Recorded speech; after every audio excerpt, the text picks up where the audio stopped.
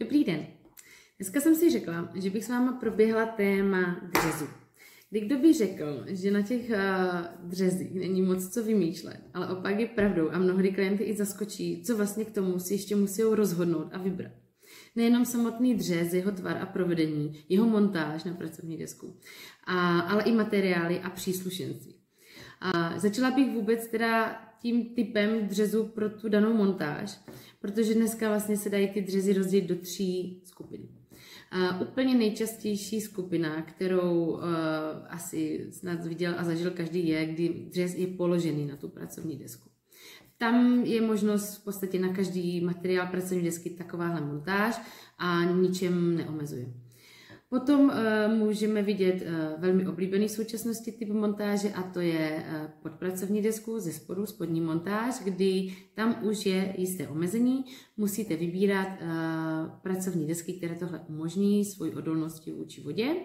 Takže tam odpadávají laminátové pracovní desky a zůstáváme v tomhle případě u buď kamenných pracovních desek, keramických pracovních desek, anebo u vlastně umělých kamenů, takzvaně solid surfaces typu Staron, Corian. Kdy vlastně je tato možnost. Navíc u těch poslední skupiny Staron, Corian, těchto umělých kamenů, které vlastně se dobře napojují k sobě, jednotlivé pracovní desky. Já jsem o tom už mluvila v příspěvku věnovaným pracovním deskám, tady u těchto kamenů. Jejich výhodou právě to možné napojení, takže nejdou vidět ty spoje. Tak tyhle nabízí právě i možnost mít dřez ze stejného materiálu a ten dřez pak potom vypadá, že vám prostě vybíhá z té pracovní desky v jednom kuse. Nevidíte tam ten spoj, což je takový zajímavý designový prvek, ale tento materiál má zase své nevýhody. Odkázala bych vás podívat se do nějakých mých starších příspěvků, kdy se tomuto věnuju. Každopádně, posledním ještě typem montáže je do roviny, i když tenhle se moc u dřezu nepoužívá, opravdu spíš se jde tou cestou spodní a horní montáže.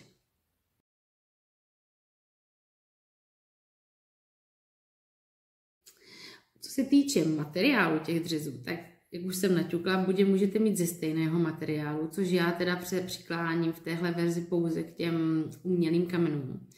Protože ze stejného materiálu vám můžou vyrobit teda i kamenný keramický dřez, spíš ten keramický se dělává. Ale má za mě velké ale. Je to vlastně materiál, který umožní kdyby slepit ty dřezy z rovných desek, jako z rovných kachliček, těch kusů, těch třeba keramiky, kdy vám vlastně vzniká 90 stupňový úhel na dně toho dřezu.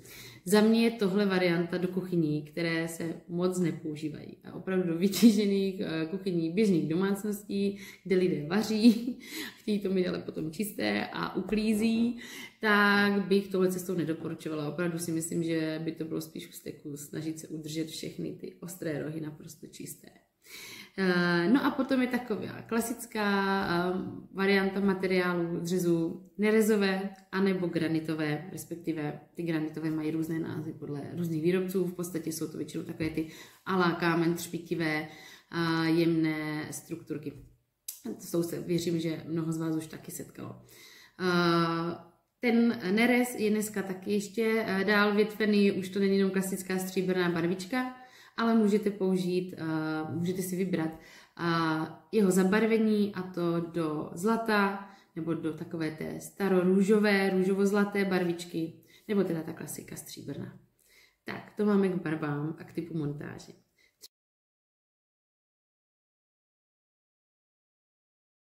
Třetím takovým bodem u těch dřezů je vlastně, jestli jsou s odkapovou plochou nebo nejsou. Úplně toto záleží na vás a opět na pracovní desce, čemu preferujete.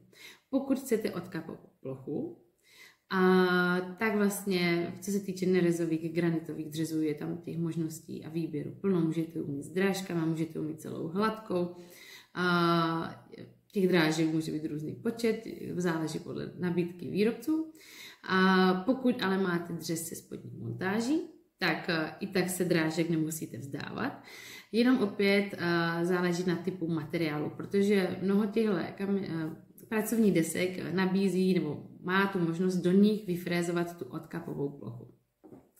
No, ale je potřeba zase brát v potaz ten daný materiál.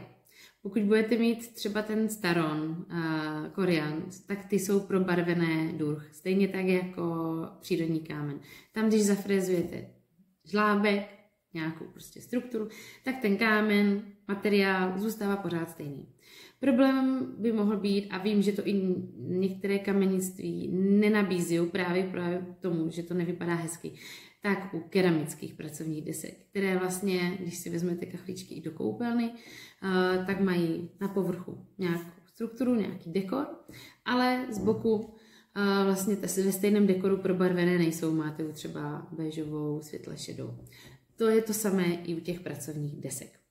Tam je s tím potřeba počítat, takže kdybyste si nechali vyfrézovat mermomocí odtokové žlábky do keramické pracovní desky, nebudete je mít stejné, nebudou stejně probarvené a mohly by být v podstatě jako designově rušivé v té pracovní ploše. Proto se to moc nedělá a ani moc nenabízí.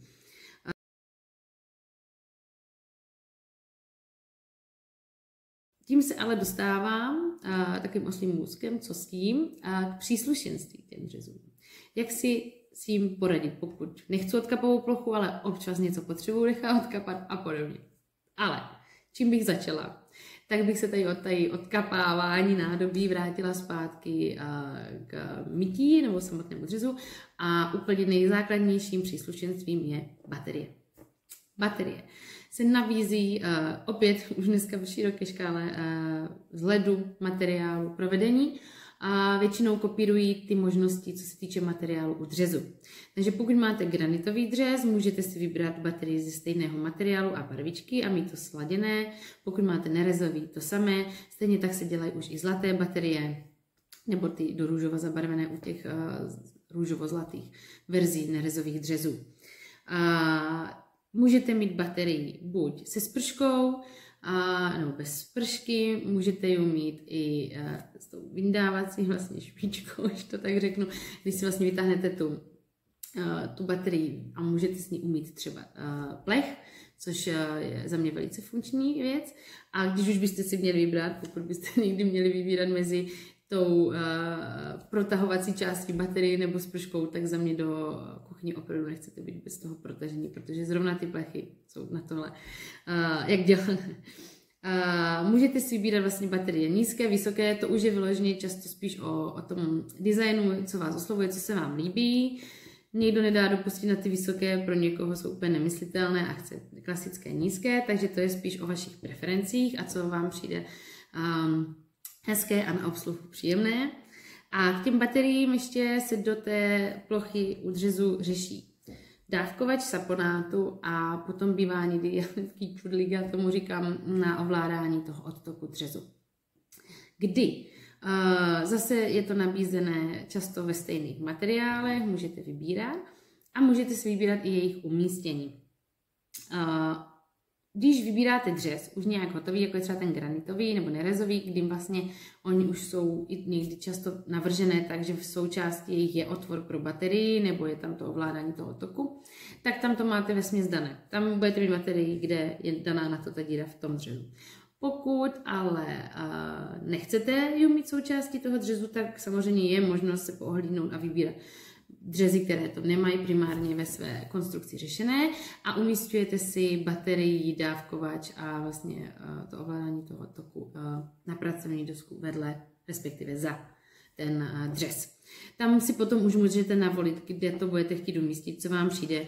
Nejčastěji to řeší vám, že je buď vše na středu, takže si dáte třeba baterii na střed, vpravo si dáte dávkovač, vlevo ovládání odtoku a máte to takhle vycentrované, nebo někdo má radši tu baterii v rohu dřezu, jo, té plošky, kde se napouští voda, takže si dává ten dávkovač třeba do opačného koutu a má to takhle v rozích.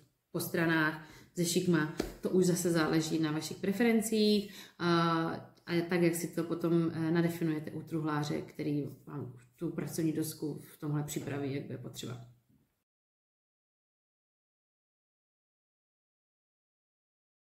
Od baterií a dávkovačí jaru bych se přisunula už takovým právě špečičkám, takovým specialitkám, k těm dřezům, které už dneska taky výrobci nabízí. Usnadní život, o tom žádná. Jsou to právě ty možnosti, jak nechat odkapávat nádobí, nebo jsou to různé síta na umývání ovoce a zeleniny. Těch možností je zase plno. Můžete mít pevné síta, které jsou součástí těch dřezů, že si vyberete třeba širší dřez, než je takový ten nejmenší, začínáme třeba na nějakých 40 cm, to jsou ty základní dřezy a můžete jít do větší šířky s tím, že počítáte, že tam chcete mít tu nějakou plochu, mřížku na ovoce, na zeleninu, na cokoliv, tak jsou buď takhle napevno, že je tam máte stále, nebo si je můžete vyndávat. Mnoho výrobců už to dneska dělá tak, že má i součástí té stěny dřezu takový malinký rantlíček, na kterém je to právě položené, takže to máte uvnitř toho dřezu, kdy vám to potom i vizuálně nestraší, když to tak řeknu, na té pracovní lince. Nebo jsou třeba rolovací, odkapávací mřížky, které nezabírají místo, pokud nejsou používány, což je taky fajn řešení. Je to i super řešení pro ty dřezy se spodní montáží, u kterých i třeba nechcete vůbec odkapovou plochu, protože prostě nemijete nádobí v ruce. Máte myčku a jako já třeba a nemijete nádobí v ruce z různých důvodů. Tak můžete mít právě tady tyhle rolovací mřížky, které si vytáhnete vedle dřezu, necháte tam třeba oschnout pár věcí, které zrovna jste přemili v ruce nebo nedoschly dobře v myčce nádobí. A když je nepoužíváte, tak je srolujete a dáte si je třeba někde do zásuvky v kuchyni, schováte a nestraší vám, prostě nekazí vám ten dojem z té uklizené pracovní desky.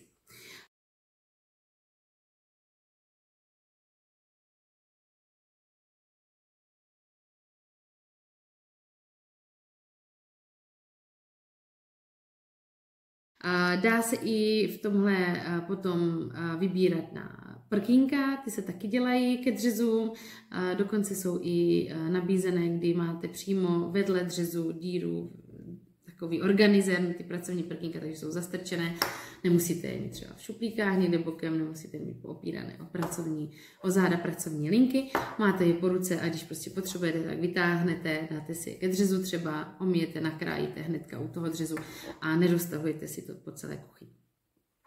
Takže to by byl takový průlet k tématu dřezy a příslušenství. Pokud máte nějaké dotazy, klidně mi napište do komentářů a já je ráda zodpovím.